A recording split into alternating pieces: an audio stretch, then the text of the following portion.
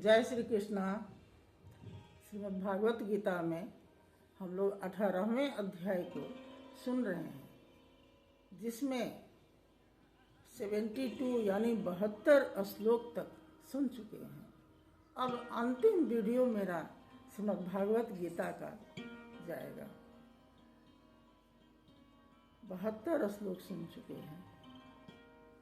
भगवान श्री कृष्ण गीता में अर्जुन को उपदेश दिए हैं। अंततः 72वें श्लोक में कहते हैं, कच्चित एतत् श्रुतं पार्थ त्वया एकाग्र चेतसा कच्चित अज्ञान सम्मोह प्रनष्ट हे धनंजय। कहते हैं, हे धनंजय, तूने एकाग्र चित्त होकर इस गीता शास्त्र को सुना, जिससे तेरा मोह नष्ट हो जाए, तुम्हारा अज्ञान जनित जो मोह है वह नष्ट हो जाए। तब अर्जुन भगवान श्री कृष्ण से एक श्लोक कहते हैं नष्टः मोह। कहते हैं नष्टः मोह स्मृति लब्धा तत्प्रसाद मया अच्युत। स्थिता अस्मि गत संदेह करिष्ये वचनम तव। हाँ, अर्जुन कहते हैं भगवान श्री कृष्ण से, हे भगवान, हे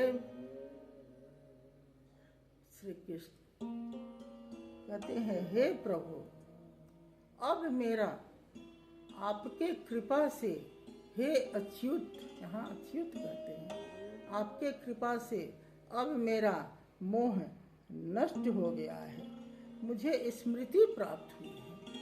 कहते हैं मुझे स्मृति प्राप्त हुई है, अब मैं संशय रहित हुआ स्थिति प्रज्ञ हूँ, यानी मैं ज्ञानी हो गया हूँ, प्रज्ञ हूँ। अब आपकी आज्ञा का मैं पालन करूँगा। वहाँ अर्जुन एक श्लोक में बोले। 74वें श्लोक से अर्जुन संजय 5 श्लोक में बोलते हैं। जो पहले श्लोक में संजय धृतराष्ट्र को यह गीता शास्त्र सुना रहे हैं, जो संजय सुनते थे वह व्यास जी महाराज की कृपा दृष्टि जो उन्हें मिला है उससे वे धृतराष्ट्र को सुना रहे थे और वही सुन रहे थे। यहाँ अब संजय बोलने लगे हैं। संजय कहते हैं, इत्यहं वासुदेवस्य पार्थस्य च महात्मनः संवादम इमं अशेष्यम अद्भुतम रोमहर्षणम। कहते हैं कि हे राजन, धृतराष्ट्र से कहते हैं, हे राजन, इस प्रकार मैंने श्री वासुदेव और महात्मा अर्जुन के इस अद्भुत और परम कल्याणी संवाद को सुना, जो रोमांचकारी है। मैंने साक्षात सुना। अगले श्लोक में कहते हैं, मुझ में सुनने की क्षमता कहाँ से आई? इस पर कहते हैं, व्यास प्रसादात् श्रुतवान एतत् गुप्तम अहम परम जोगम जोगेश्वरात् कृष्णात् साक्षात कथयतः स्वयं। कहते हैं कि हे राजन, व्यास जी की कृपा से, श्री व्यास जी के कृपा से हमें ये सुनने की जो दृष्टि प्राप्त हुई, देखने और सुनने की जो दृष्टि प्राप्त हुई, और जो है जोगेश्वर श्री कृष्ण और अर्जुन के संवाद को मैंने साक्षात सुना। कहते हैं कि मैंने साक्षात सुना। कौन कृपा किया? जो ये व्यास जी महाराज ने इन्हें दृष्टि दी थी, जो वे देख रहे थे और सुन भी रहे थे। वे राजन से कहते हैं कि मुझ में दृष्टि ऐसी मिली जिससे मैंने सुना। अगले श्लोक में कहते हैं कि राजन संस्मृत्य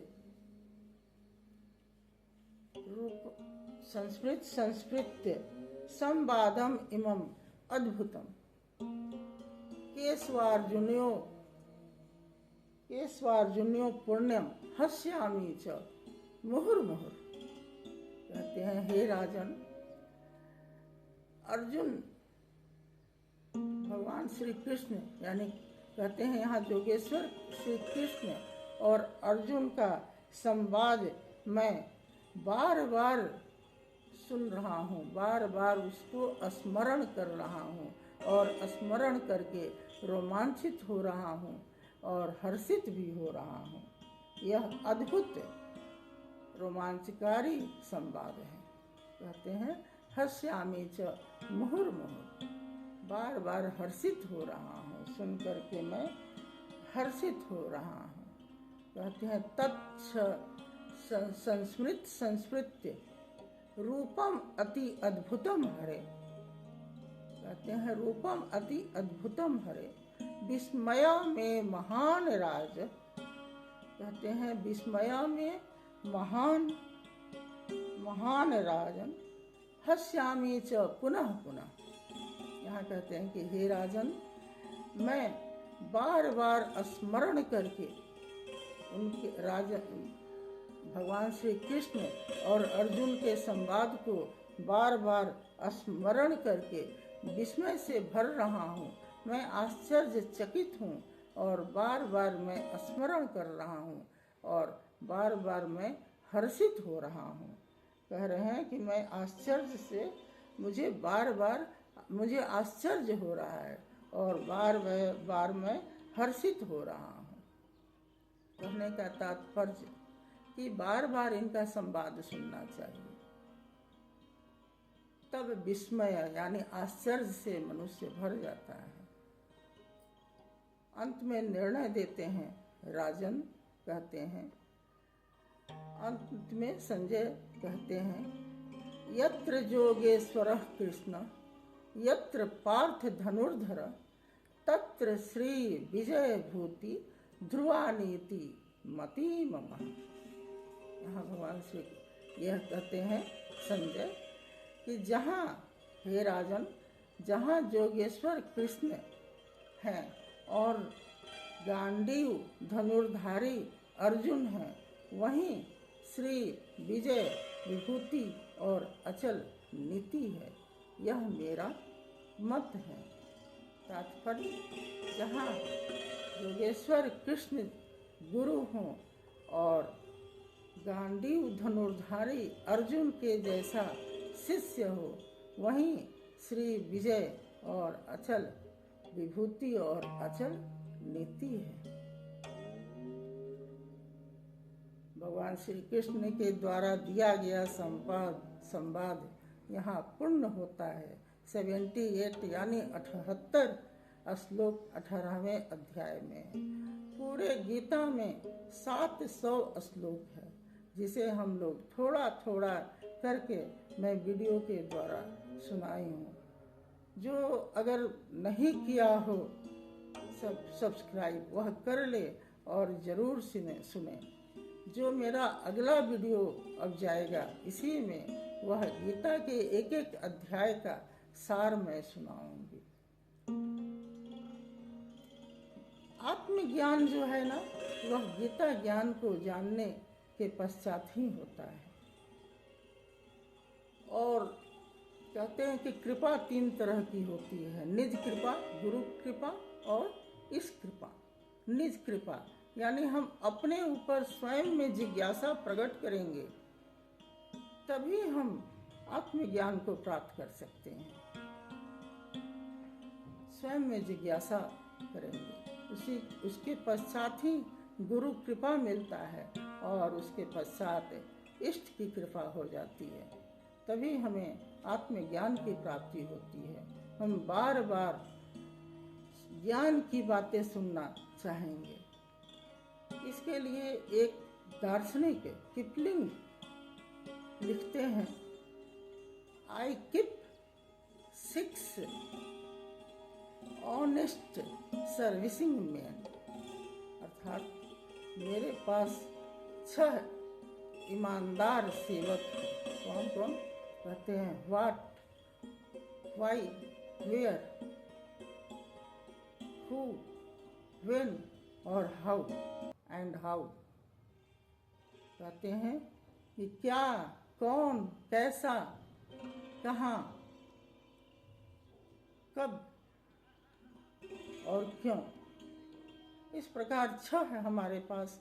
जब हमें प्रेरित करने के लिए, कहते हैं जब हमें प्रेरित करने के लिए 6 ईमानदार सेवक मुझे बार बार प्रेरित करे, जिज्ञासा प्राप्त करे भीतर, क्यों हो रहा है, कौन कर रहा है, कैसे हो रहा है, तब जाकर आत्मज्ञान की प्राप्ति होती है और आत्मबल बढ़ जाता है। और तभी हम आत्मज्ञान प्राप्त करने के लिए श्रीमद् भागवत का आश्रय लेते हैं, क्योंकि भगवान श्री कृष्ण ने स्वयं उपदेश दिए हैं गीता का। और कहते हैं ना कि गीता में सभी प्रश्नों का उत्तर है।